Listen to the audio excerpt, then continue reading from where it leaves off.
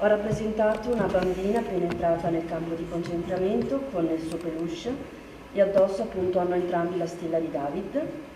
Lei guarda fuori oltre al campo, appunto la vita che adesso li aspetterà. Le parole di Anna mentre descrive la sua incisione ispirata alla Shoah. È una degli studenti della quinta AL del liceo artistico Canova che hanno ricevuto una menzione speciale a Roma consegnata dal Presidente della Repubblica Sergio Mattarella. La classe aveva partecipato al concorso nazionale I giovani ricordano la Shoah con 12 tavole pittoriche per un progetto denominato L'arte si fa memoria. Rappresenta i canti che tenevano le persone legate alla propria famiglia, nonostante questa esperienza fosse un'esperienza che appunto facesse dimenticare la propria umanità e la propria considerazione di se stessi.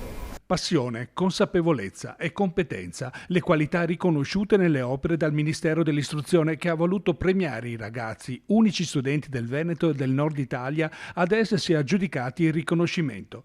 Le loro opere hanno voluto raccontare per dettagli l'Olocausto, con grande intensità e forza emotiva percepita durante la loro visita nei lager. Per riuscire a suscitare queste emozioni l'importante è proprio andare a vedere il posto, perché quando si entra si ha un'emozione unica e là veramente ci si rende sensibili e si coglie tutto quello che hanno passato. Penso che lavorare con l'arte, con i mezzi di comunicazione e di espressione sia anche un modo per fare storia, memoria condivisa e politica, quindi siamo orgogliosi e penso che sia un beneficio non solo per questi ragazzi ma anche per la comunità educante tutta. Rappresenta questi bambini che tengono in mano delle candele e le candele sono, diciamo, la luce e la speranza che provavano i bambini dentro i campi. Colpito dalle opere e dalle parole degli studenti, i ganci vuoti sulle pareti nella sala del Consiglio provinciale hanno ispirato il presidente Nardin,